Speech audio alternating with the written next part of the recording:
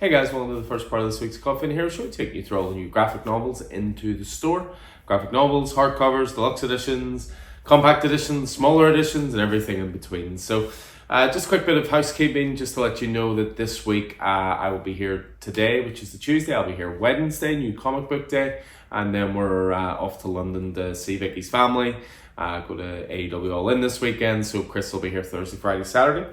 And the Monday, and then I'll be back again next Tuesday. So just a heads up on that.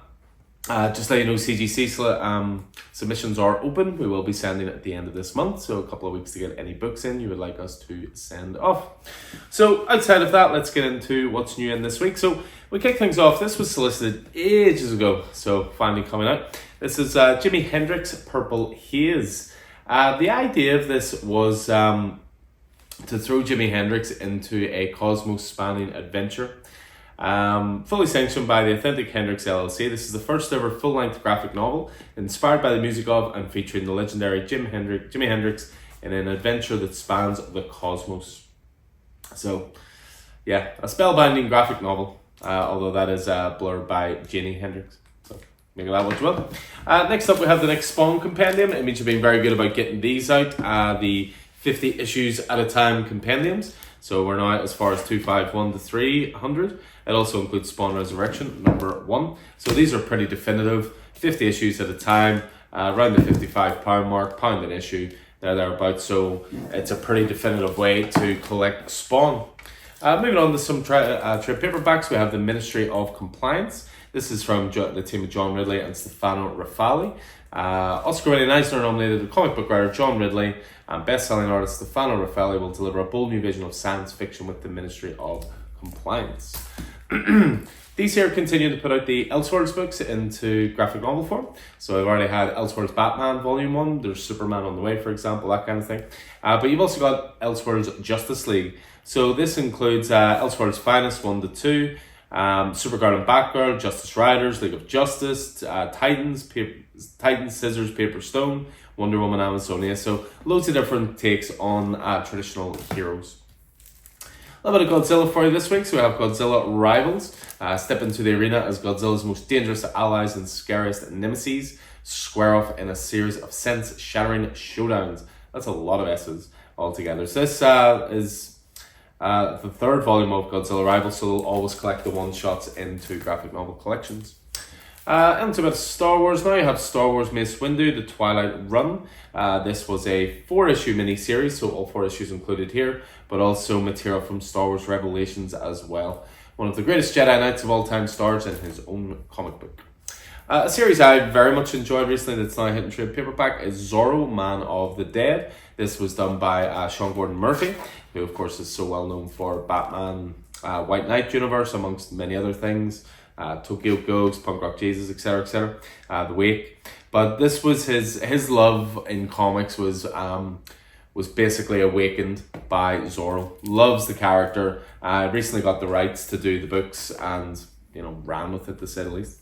A very little known or little seen, it feels, DC event that came out last year is collected into trade paperbacks, and it was awesome. Titans Beast World, really, really good stuff. It was Tom Taylor, Ivan Rice, and you have the main series here. We also have a graphic novel collection of what's called the Beast World Tour. So what this was showing off the different places in the DC universe and how they reacted to Beast War. So how it was Gotham, how it was Metropolis, etc., etc.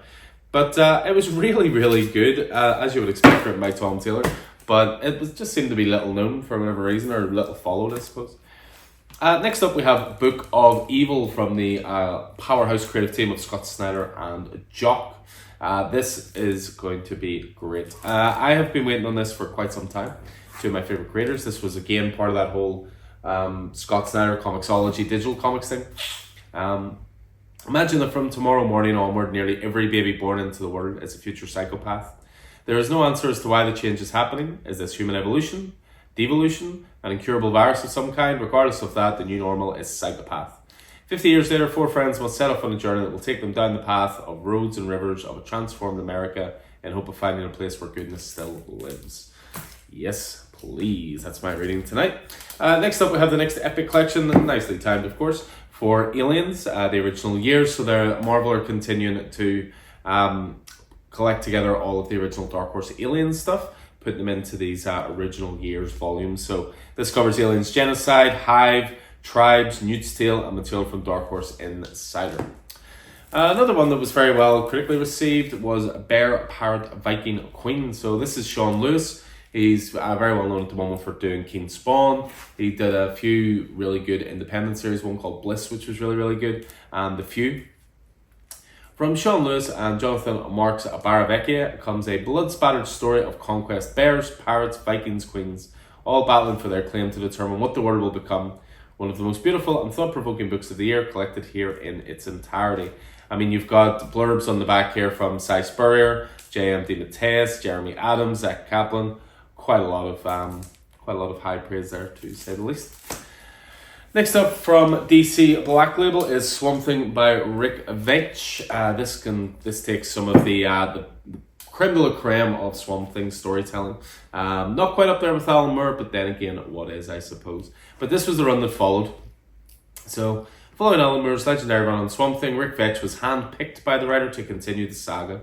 Veitch's groundbreaking run would go on to change the character forever and redefine the history of the DC Universe as we know it. So this collects Swamp Thing 65 to 73, Swamp Thing Annual, a couple of issues of John Constantine Hellblazer, and a story from Secret Origins 23.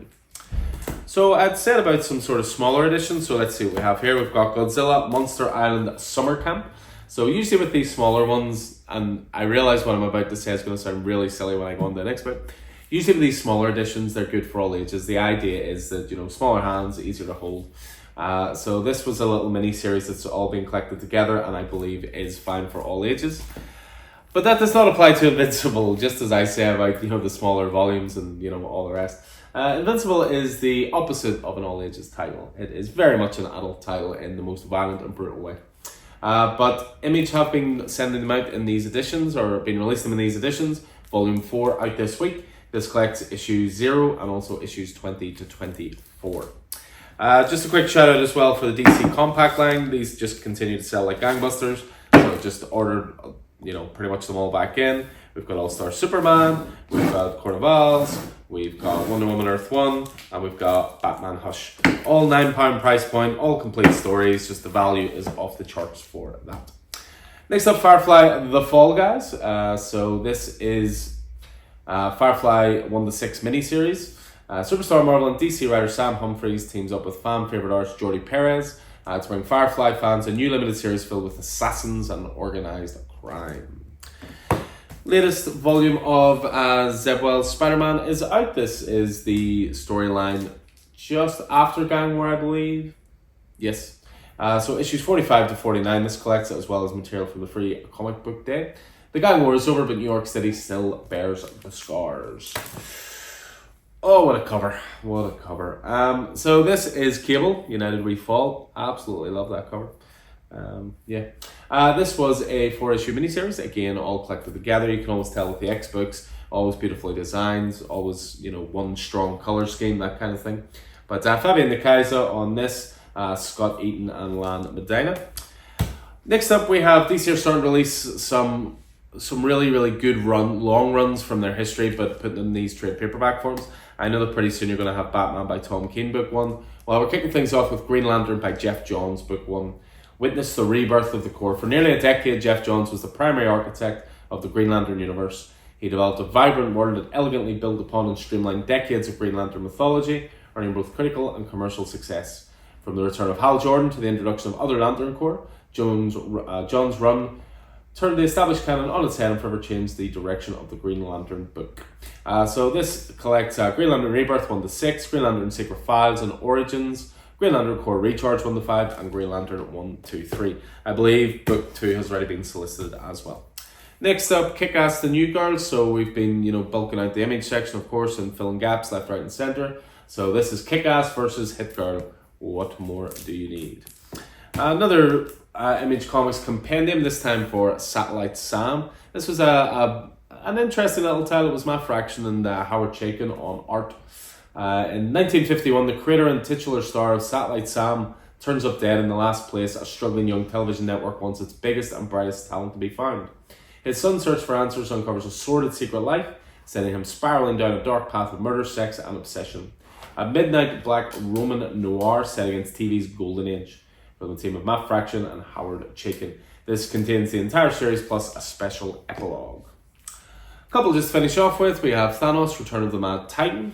This is Christopher Cantwell, Luca Pizzari, and Jermaine Peralta on this 4-issue miniseries. Thanos versus the Illuminati with the fate of the planet at stake.